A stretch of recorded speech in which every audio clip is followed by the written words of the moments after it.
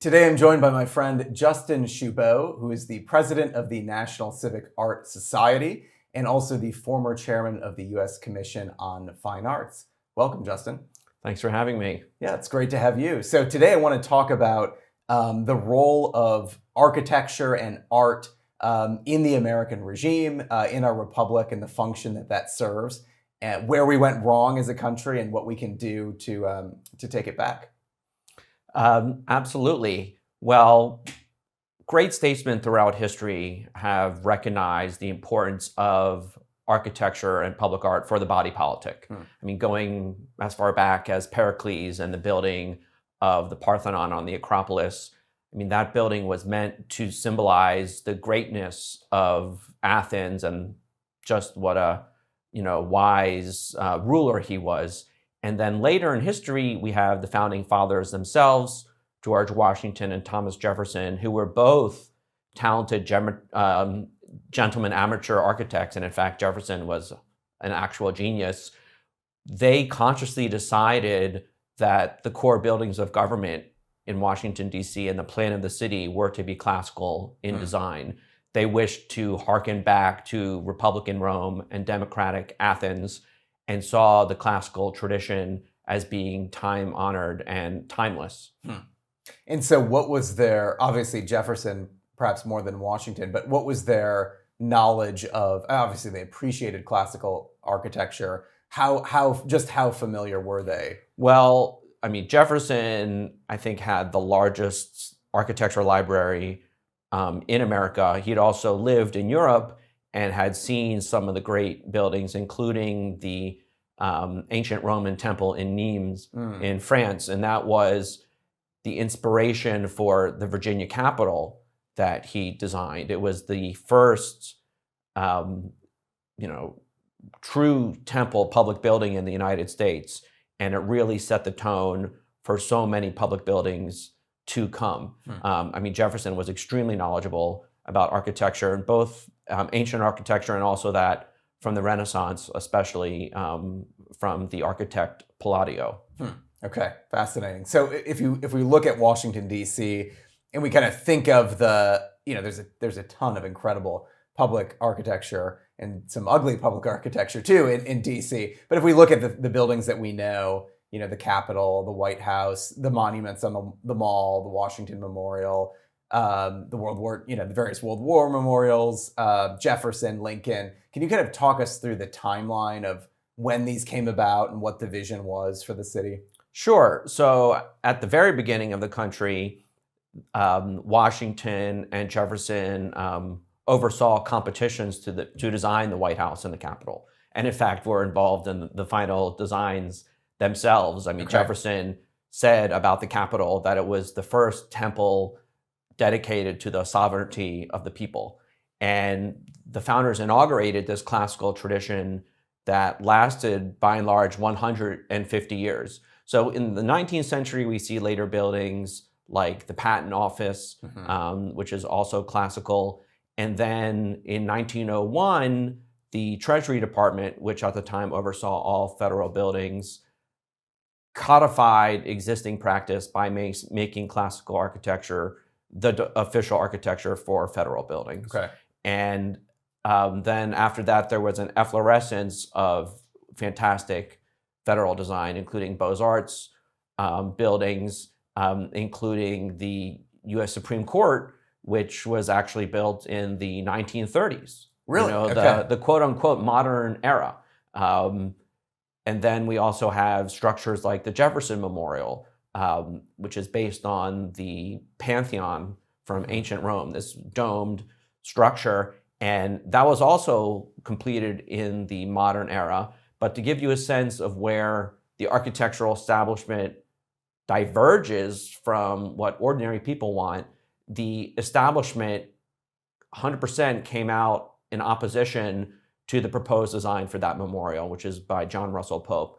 So the head of Harvard's Graduate School of Design, a guy named Joseph Hudnut, he called the proposal an egg on a pantry shelf in the midst of a geometric Sahara. In his view, like many members of the architectural establishment, we needed a modernist memorial, not this throwback to the ancient world. But FDR himself personally intervened. He recognized that it was an amazing design. Jefferson was a classical architect himself who used the Pantheon for the inspiration of the library at the University of Virginia. And Washington is fundamentally a classical city. Mm-hmm. And thus FDR ensured that that design was built. So it shows how presidential leadership, if properly applied, can really beautify and improve the nation's capital. I mean, I think a lot of Americans take for granted just what a magnificent capital we do have. I mean, that the White House, the Capitol, and the memorials like the Jefferson Memorial and Lincoln Memorial, these are some of Americans' favorite buildings. These are the structures that we think of when we think of the best of our government. But it didn't have to be that way. I mean, there are plenty other capitals, especially those that were constructed in the after World War II, that are not nearly as pleasing or as inspiring, especially if they have a lot of, say, brutalist architecture. And in Washington, it is unfortunate that starting in, say, the 1960s, we did get a plague of brutalist buildings in the city, especially in the southwest quadrant, but also buildings like the FBI headquarters, this imposing, frightening, brutalist monstrosity that I like to call the Ministry of Fear. When it was built, J. Edgar Hoover, the head of the FBI, said it was like something from Mars. That building's from the 1970s. Did he want it to be something from Mars? No, he meant that as a criticism. And that building is not that old. It's from the 1970s, but it's already crumbling and it needs to be replaced. This shows how a lot of modern architecture does not last as long as buildings built with traditional materials. I mean, the Capitol building is 200 years old and is going just fine. I mean, President Trump has explicitly criticized brutalist architecture and said that he wants the new FBI building to be where the current one is. And so it's easy to imagine if he's reelected that we will get a new classical FBI building there. Yeah. So there's an environment from there's an environmental sustainability argument for actually classical architecture, right? It absolutely endures the test of time. I mean, the most sustainable building is one that does not get torn down. Yeah. And buildings don't get torn down if they're well constructed and durable, but also if they're loved. People preserve lovable buildings. And so thus, yes, absolutely, the classicists have the sustainable argument on their side. And also the buildings require less maintenance.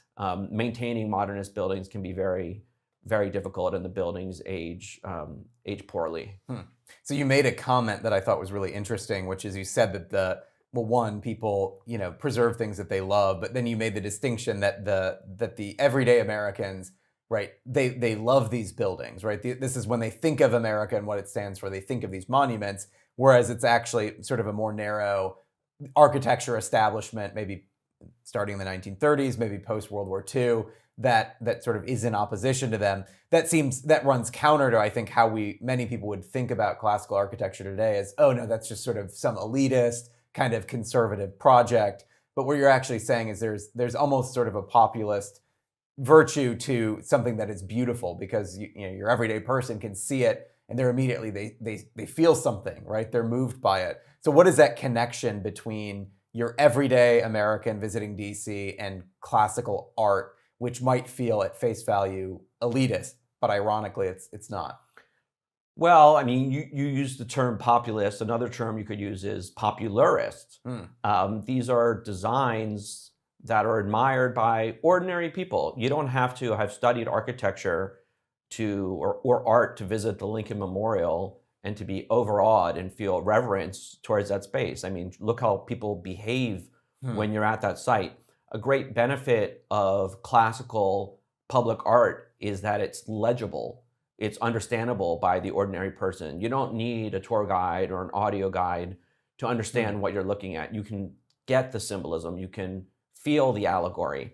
By contrast, in a lot of modernist monuments and memorials, you don't really know what you're looking at or what you're supposed to think or feel. They're very often more of a question mark or an ink blot as opposed to a statement or an exclamation. And I think this is one reason that the classical tradition is just so strong, because it does appeal to the ordinary person. It's not elitist or, only appealing to the cognoscenti like certain modernist architecture might do. I mean, there have been studies that have found that architects' preferences in architecture diverge greatly from ordinary people. How they conceive and judge a building is very different. And in fact, there was a study finding not only is there this difference in perception, but that architects are unable to even predict how ordinary people will experience a building. I mean, I would say this is because the architects have been indoctrinated by these modernist schools. They might come into school, with similar aesthetic preferences as the average person, but when they leave, they've been completely deformed. I also have strong empirical evidence for what ordinary people prefer. In 2020, my organization did a survey by the Harris Poll, highly reputable, nonpartisan polling company. We surveyed 2,000 American adults to determine their preferences in federal preferences for architecture for federal buildings and U.S. courthouses. And the survey found that 72% of the people surveyed preferred the classical and traditional alternatives. And the results were overwhelming across all demographic groups. Really? Gender, socioeconomic, race, and political party affiliation. So the survey found that 70% of Democrats favored classical and traditional architecture, and 73% of Republicans favored it.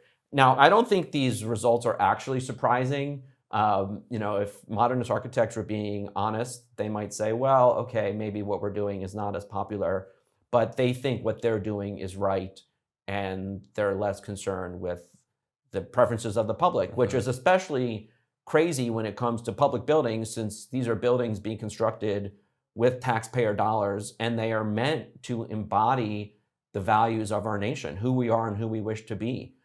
So these buildings are of incredible symbolic importance, and therefore you would think that they should reflect what the general public would like to see. So tell me about the work of the National Civic Art Society, and some of the things you defend, some of the battles that you fought over the course of the last decade or so. Sure. So, the National Civic Art Society promotes the classical tradition in public art and architecture. We look back to what the founding fathers inaugurated for American architecture, and we wish to perpetuate that tradition. We also look at monuments and memorials. We really made the national map by launching and leading a fight to stop Frank Gehry's proposed deconstructivist design for the Eisenhower Memorial. It was a years-long fight. Congress ended up stopping all funding for 4 years. The Eisenhower family was deeply opposed. And although a design by Gehry did end up getting built, I think it's much improved from what it would have been. So originally, the sole depiction of Eisenhower in the memorial was going to be him as a 7-year-old barefoot boy seated on a plank, this kind of Tom Sawyer image, as opposed to some kind of recognizable portrayal of the president. And ultimately, the final design turned that barefoot boy into a teenager, and he's off to the side in a less prominent location. And there are sculptures of Eisenhower as Supreme Allied Commander and as president. But the overall design is gargantuan. It features this 400-foot-long steel screen that is supposed to be depicting Normandy Beach today at peacetime, but it just looks like scribble scrabble. You have no idea what you're looking at. But that's what put the society on the map. And in more recent years, we're very proud we were able to get to the Trump White House and point out the terrible state of federal architecture. Because since World War II, The vast majority of our federal buildings have been modernist. I was talking about the brutalist buildings from mid-century, but in more recent years, we've gotten some avant-garde designs. Perhaps the worst of the worst is the San Francisco Federal Building, which looks like this alien spacecraft that's about to shoot laser beams at you. It's been called one of the most reviled buildings in the city, and the architect has actually said that he takes an aggressive approach towards the public in his buildings. And so the idea that the federal government is building aggressive buildings is just outrageous. I would say that less than 10% of the buildings constructed under the current government program have been classical or traditional. And we pointed this out to the White House, and it ultimately led to President Trump issuing a revolutionary executive order that reoriented federal architecture from ugly modernism to beautiful classical and traditional design. I think the order was incredibly popular with ordinary Americans. Many conservative pundits called it one of the best things that President Trump did during his administration. But unfortunately, the architectural establishment came out against it. There was just, they had a conniption fit that they were going to lose their power over federal patronage. And, the New York Times also, and cultural elites like them came out saying, this is, the architecture of white supremacy. Trump is Hitler. The New York Times published an editorial titled, "What's so great about fake Roman temples?" It was a screed against contemporary classical architecture. And, if you think about it, what is the implication of fake Roman temples? They're ultimately suggesting that the US Capitol, the Supreme Court, the Jefferson Memorial, these are all fake Roman temples. I mean, these buildings are not 2,000 years old.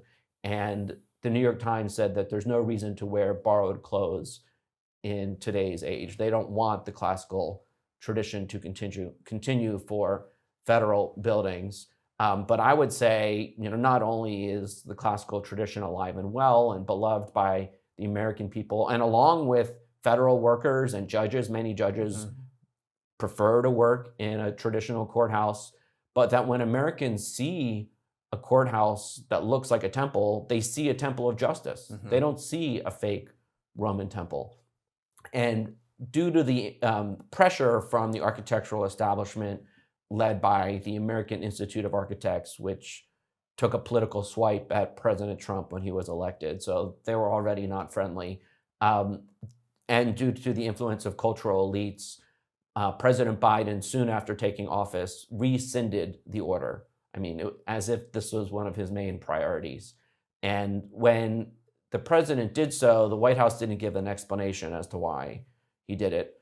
But a few months later, something occurred which I think sheds light on the thinking of the Biden White House.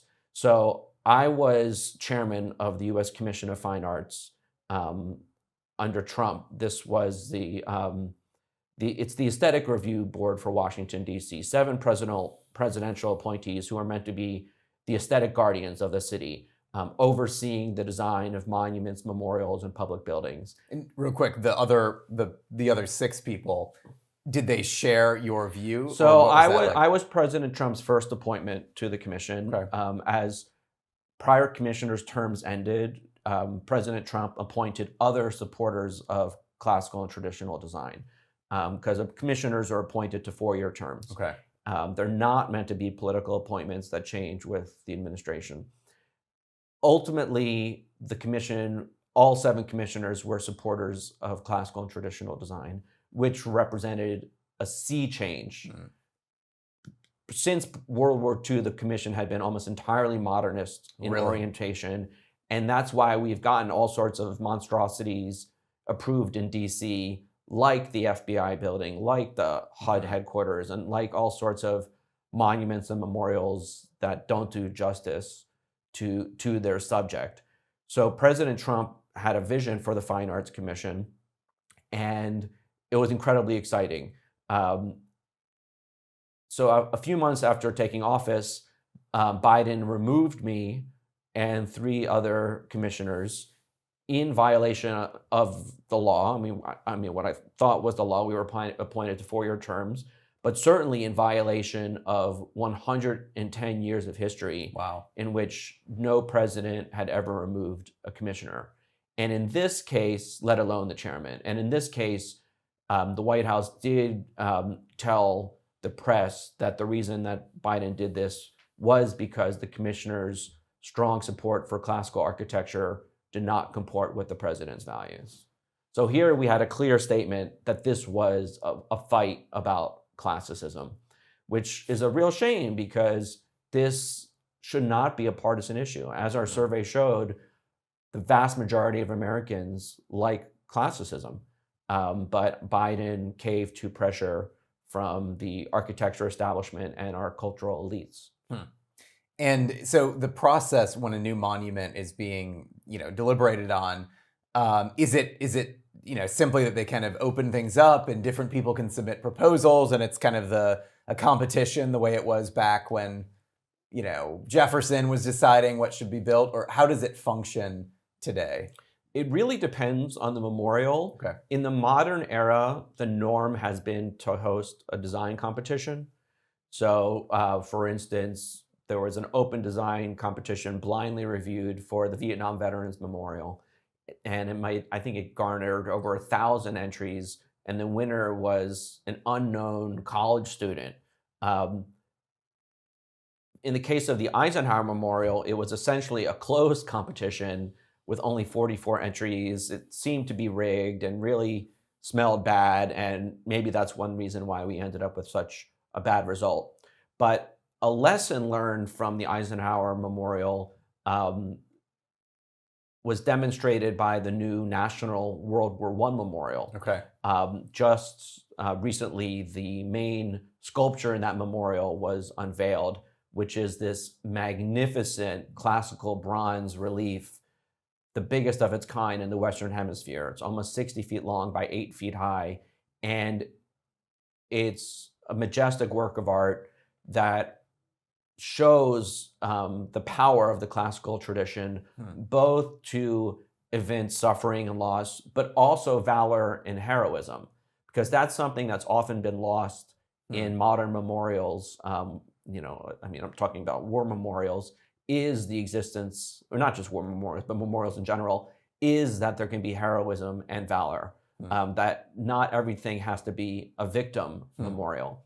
And I mentioned the World War I Memorial because that process was an open competition, blindly reviewed, and it had a very good competition brief, which specified that the design needed to evince valor and heroism. And I'm happy to say that my organization played a role in drafting that brief. And I think this memorial, the artwork, could possibly change the direction of commemorative works in this country. That not everything has to be modernist, not everything has to be minimalist. We can have figurative sculpture that is beautiful, meaningful, and legible to the common person.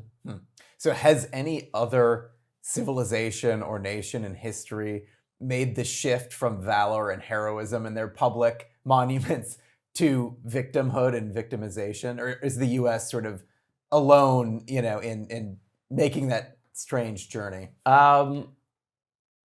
Certainly modernism has reigned supreme for monuments and memorials, across the world. The trend in the United States really began with the Vietnam Veterans Memorial, which is modernist and minimalist. And I'll absolutely admit that it's been successful for what it is, as giving you a sense of loss and honestly a sense that the war was a mistake and a defeat. So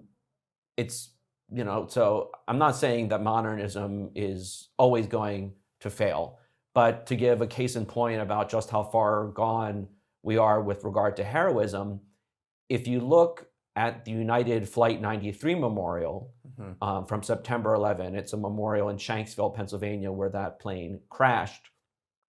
There is a wall there commemorating the people who died on that flight, but there's nothing commemorating the heroism of the passengers who stormed the cockpit and took down the terrorists and possibly saved the core building of government in Washington from being hit by an airplane.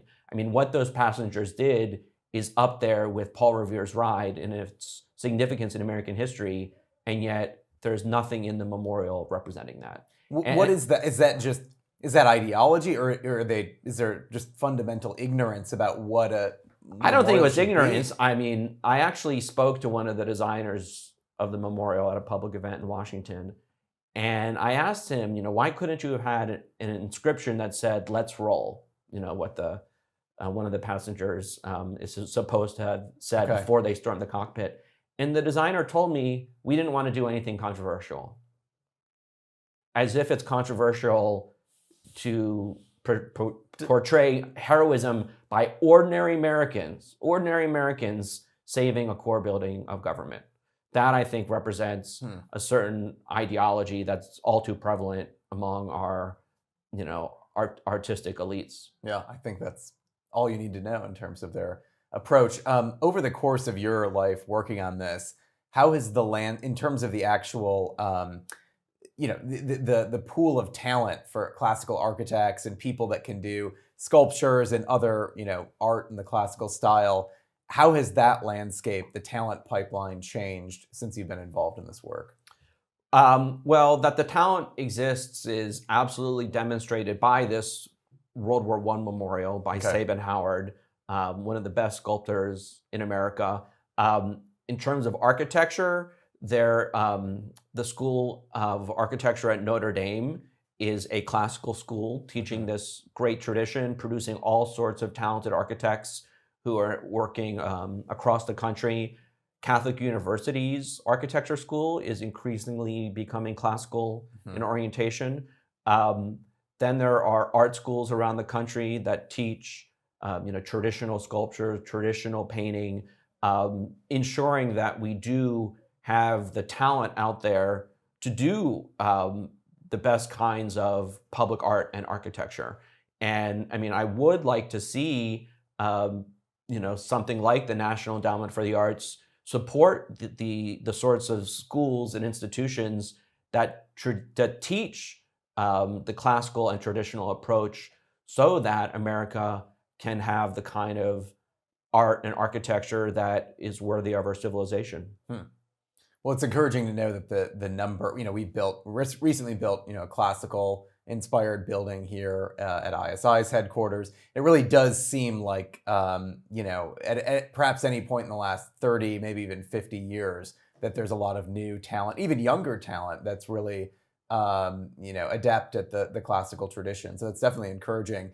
As we look at the cultural agencies of the federal government, in the role that they play in not only the imagination of Americans, but also kind of in supplying grants that kind of shape the teachers and the artists and the creators in this country.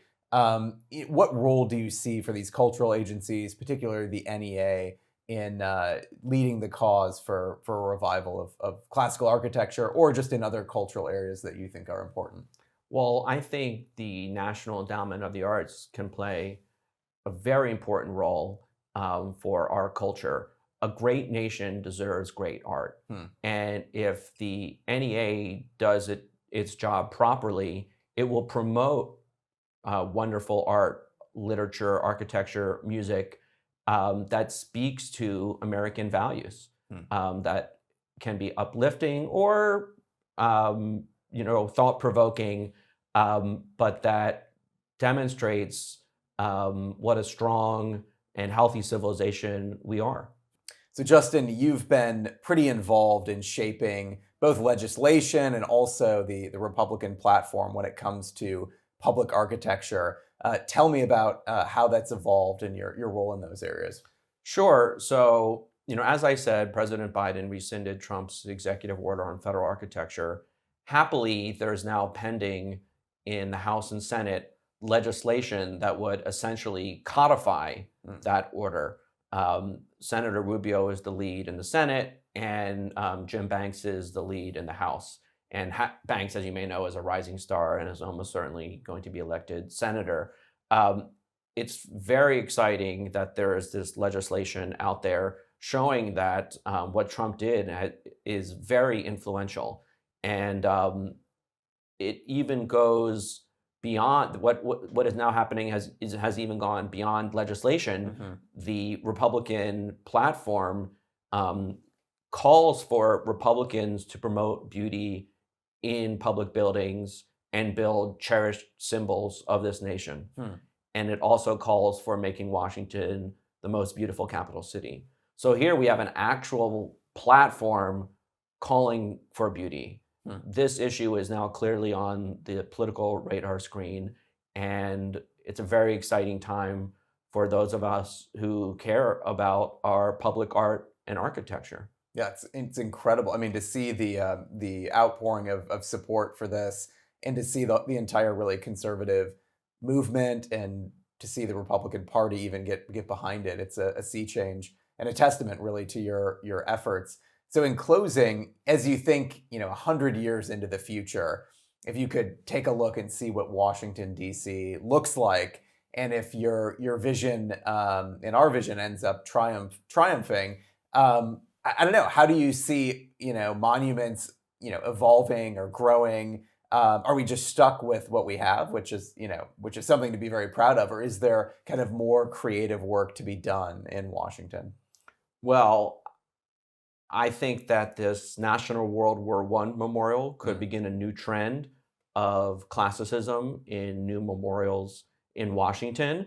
There is an incredible amount of talent out there who can work within that tradition to do things that are innovative, to do things that are creative, that touch Americans, that inspire, to do all the things that monuments and memorials ought to do. And I think this work, where appropriate, could really contribute to the beauty of the city. Just as the Republican platform calls for, Washington ought to be the world's most beautiful capital city, and its public art can play an extremely important role in doing that. And at the same time, it's important that any new federal buildings in Washington be classical.